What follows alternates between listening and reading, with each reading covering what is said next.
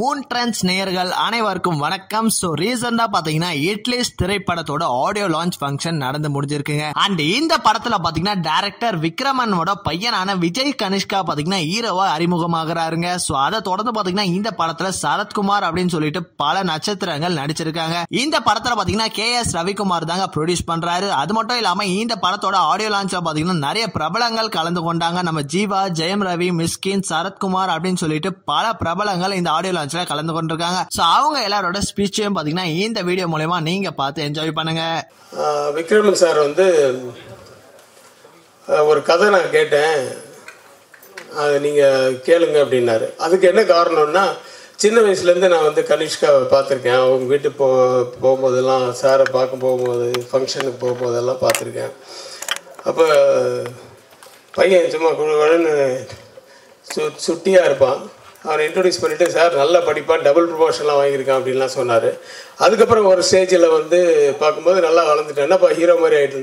ஆமாம் சார், நடிக்கணும்னு ஆசைப்பட்றான், நீங்கள் ரவிக்கு நீங்கள் தான் உங்கள் படத்தில் இன்ட்ரடியூஸ் பண்ணணும் அப்படின்னாரு. அப்போ சும்மா சொன்னது தான். ஆனால் அது வந்து பல வருடங்கள் கழித்து அது நடக்கணுன்னு நடந்திருக்கு. அப்போ விக்ரம் சார் வந்து ஒரு கதை கேளுங்கன்னு அனுப்பிச்சார். அவர் வந்தார். அப்போ அந்த கோவிட் பீரியட் ஆரம்பிச்சது. கிட்டத்தட்ட 1.5 வருஷம் என் ஆஃபீஸில் உட்காந்து அவங்க அசிஸ்டன்ஸு, நம்ம அசிஸ்டன்ஸ் எல்லாம் சேர்ந்து ஒரு பெரிய ஸ்க்ரீன் ப்ளே பண்ணோம்.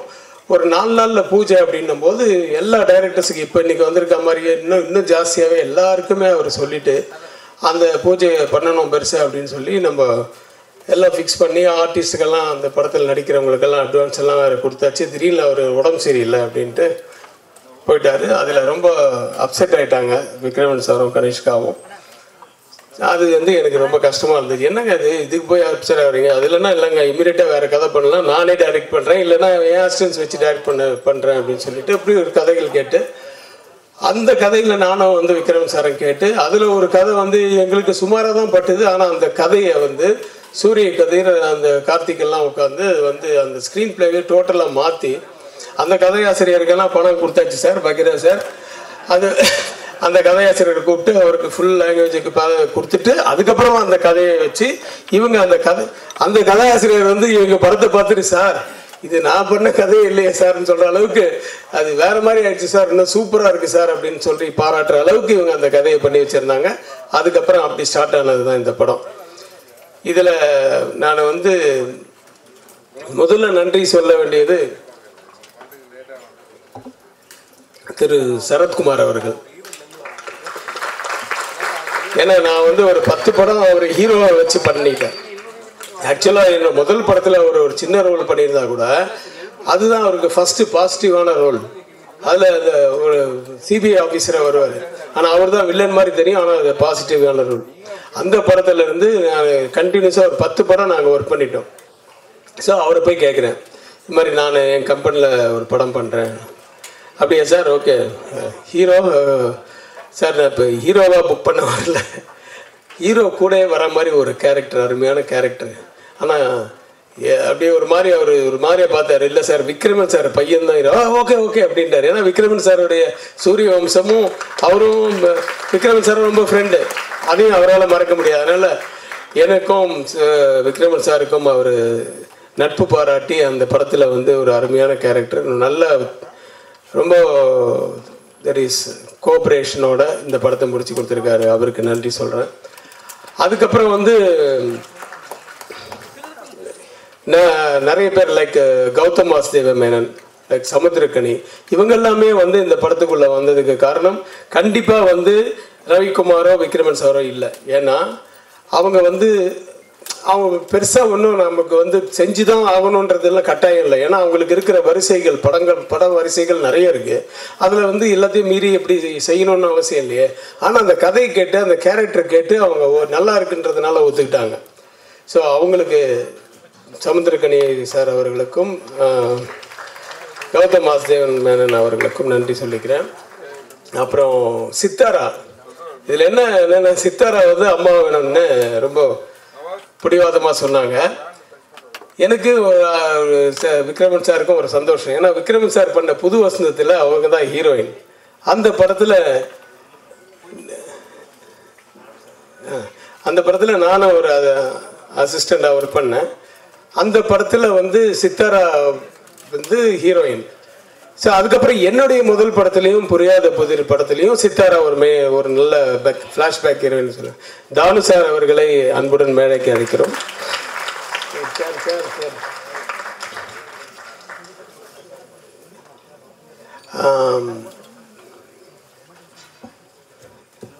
ஸோ அப்படி தான் சித்தாரா உள்ள வந்தாங்க.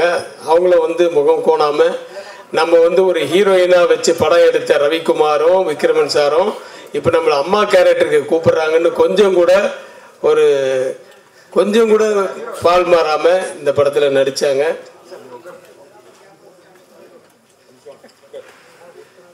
ஒரே போட்டியாக இருக்குது, நான் நிற்கிறேன் நீ நிற்கிறேன்னு. எல்லாருமே வாழ்க்கையில் நிற்கிறோன்னு தான் இப்போ வந்திருக்கோம். நீ கெஸ்ட் பாருங்க.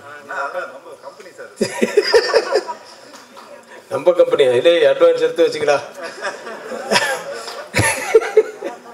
சௌத்ரி சார் வர முடியல, அவர் வந்து வைசாக்கோ இங்கே போயிருக்காரு.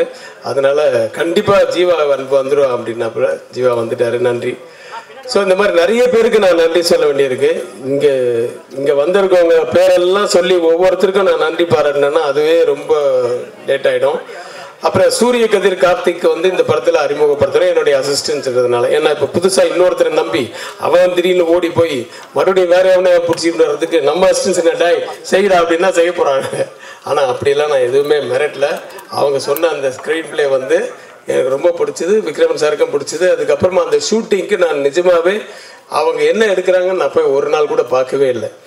இது வந்து அவங்களுக்கும் தெரியும். சரத்குமார் சாரை பார்க்கணுமே மரியாதை நிமித்தமாக அப்படின்ட்டு அவரை பார்க்கறதுக்கு ஒரு நாளும், சமுத்திரக்கனி சார் மரியாதை நிமித்தமாக பார்க்கணுன்னு ஒரு நாளும், கௌதம் வாசுதேவன் சாரை பார்க்கணுமேன்ட்டு மரியாதைக்கு ஒரு நாளும், சித்தாராவை பார்க்கணுன்னு பூஜை அன்னைக்கே பார்த்துட்டேன். ஸோ இது வந்து இப்படி தான் அவங்கள மட்டும் சந்திச்சுட்டு வந்திருக்கேன். இந்த 4 பேர் மட்டும் பார்த்துட்டு வந்தேன். தவிர ஷூட்டிங் ஸ்பாட்டில் உட்காந்து நான் வேடிக்கை பார்க்க அவங்க எப்படி பண்ணுறாங்கன்னு நான் கேட்கல. ஆனால் ஒவ்வொரு நாளும் ஒவ்வொருத்தரையாக கேட்பேன் எப்படி பண்ணுறாங்கன்னு. சரஜியோட பின்றானுங்க சார் உங்கள் ஆளுங்க அப்படின்னாரு. அதுக்கப்புறம் Gautham Vasudevan they very clear அவங்க வந்து என்ன வேணும்னு அவங்களுக்கு தெரிஞ்சிருக்கு, ரிப்பீட்டடாக எந்த ஷார்ட்ஸுமே எடுக்க மாட்டாங்க அப்படின்ற மாதிரிலாம் அவங்க பாராட்டினாங்க. ஸோ இப்படி ஒரு முடிவு வாங்கப்பா.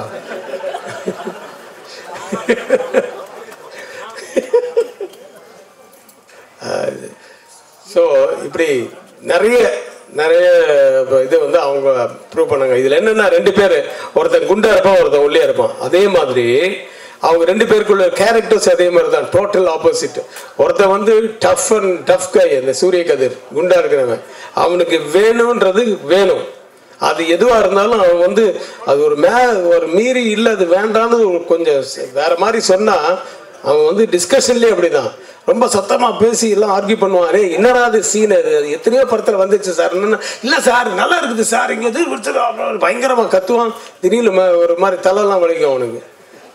ஐயோ என்ன இவனை தனியாக விடக்கூடாதுன்னு சொல்லி இவனை கூட்ட இவன் வந்து டேய் அந்த சீன் வேணாம், சரி சார் உடனே வேணாங்க, டைரக்ட் வேணான்ட்டாரு விடுங்கப்பா, அதுக்கப்புறம் வேற பார்த்துக்கிட்டா போச்சு அப்படின்ட்டு காம்ப்ரமைஸ் பண்ணுற ஆள். ஸோ எல்லாரையும் கன்வின்ஸ் பண்ணுற ஆள். இவன் டஃப்பாக இருக்கிறவன் அவன் வந்து சாஃப்ட்டு. ஸோ இவங்க 2 பேரும் சேரும்போது இவங்களுக்குள்ள சண்டையே வராது. ஏன்னா இவங்க 10 வருஷமாக என் கூட ஒர்க் பண்ணும்போது இருந்த ஃப்ரெண்ட்ஸு. ஆதவன்லேருந்து பண்ணுறீங்களா, ஆதவன் படத்துலேருந்து சூர்யாவும் அந்த குண்டா இருக்காருல்ல சூரிய கதிர், இவர் வந்து ரொம்ப ஒல்லியாக இருந்தார். எப்படின்னா ஆர்டிஸ்ட் சூர்யாவும் இந்த கதிரும் வந்து ஜிம் மேட்ஸ் அவங்க. ஸோ அப்படி ரெகுலராக ஜிம் போனவங்க. அதுக்கப்புறம் அவனுக்கு ஸ்பைனல் கார்டில் ஒரு அடிப்பட்டது. அதுக்கப்புறமா வேறு வழி இல்லாமல் மெடிசன்னால இப்படி ஆயிடுச்சு. சீக்கிரம் சரியாயிடும், அவனுக்கு சீக்கிரம் கல்யாணம் ஆகணும். அந்த வாழ்த்துக்களும் சேர்த்து கொடுத்துருங்க. இந்த படத்தின் இந்த ட்ரெய்லருடைய ட்ரெய்லர் அந்த இதெல்லாம் பார்த்துருப்பீங்க, ஆடியோ. இந்த இன்றைய கதாநாயகன் சத்யா அவர் வந்து ரொம்ப அருமையாக பாட்டுகள் போட்டிருக்காரு. என்ன படத்துக்கு மீறி வந்து எங்கேயுமே புகுத்துற மாதிரி எதுவுமே எந்த காட்சியும் இருக்காது. ஸோ அந்த மாதிரி தான் அந்த சாங்கு வந்து மாண்டேஜ் சாங்ஸ் தான். அதனால தான் உங்களுக்கு இந்த மாதிரி போட்டு காமிச்சோம் அந்த சாங்ஸ். இன்னொரு சாங் இருக்குது அப்பா சாங். அந்த அப்பா சாங்கை பற்றி நான் சொல்லணும், பட் அது வந்து இப்போ சொல்ல வேணாம், படம் ரிலீஸுக்கு அப்புறம் அப்படின்ட்டு டைரக்டர் சூரிய கதிர் வந்து ஷார்ப்பாக சொல்லிட்டார். சார் இதை பற்றி சொல்லாதீங்க, அதை போடாதீங்க அப்படின்ட்டார். சரி ஓகே, அவருக்கு தெரியும் அந்த கதை, எனக்கும் தெரியும். சரி ஓகே, புது பசங்க சொல்கிறது நம்ம கேட்டவனும் இல்லையா. ஏன்னா நிறைய புது டைரக்டர்ஸ் படம்லாம் நான் நடிக்கிறேன். அதனால் சரின்னு சொல்லிட்டேன். ஆனாலும் அந்த படத்து அந்த பாட்டினுடைய ஒரு பல்லவி மட்டும் நான் வந்து என்ன பண்ணேன், என்ன டைரக்டர்ஸ் யூனியன் வந்து கலைஞர் விழாவில் பண்ண சொன்னாங்க, கலைஞர் 100ன்ட்டு. அதில் நான் ஒரு போர்ஷன் பண்ணி கொடுத்தேன், ஒரு 10 அவதாரம், தசாவதாரம் அப்படின்ட்டு. அதில் எண்டில் கலைஞர் சாகும்போது செத்ததுக்கு அப்புறமா அந்த ஊர்வலம் போகும்போது அந்த சாங்கை போட்டு விட்டேன். அப்படியே எண்டில் சைலண்ட் ஆகி சிஎம்லேருந்து அவங்க ஒய்ஃப்லேருந்து உதயிலேருந்து நிறைய பேர் எங்கள் மினிஸ்டர்ஸு எல்லாருமே வந்து அப்படியே கண்டெல்லாம் கலங்கிடுச்சு. இதெல்லாம் நான் டைட் ஷாட்டில் பார்க்குறேன், என்ன எவ்வளோ இம்பேக்டாக இருக்குது இந்த சாங் அப்படின்ட்டு. ஸோ அந்த அளவுக்கு அந்த சாங்கு. ஸோ பின்னாடி உங்களுக்கு இன்றைக்கி ஆடியோ ரிலீஸில் அது வந்து சாங் வரும். அந்த நான் கை தட்டணுன்னு தண்டிட்டுங்க, நல்லா தட்டினதானடா மற்றவங்க தட்டுவாங்க, என்னங்கடா நீ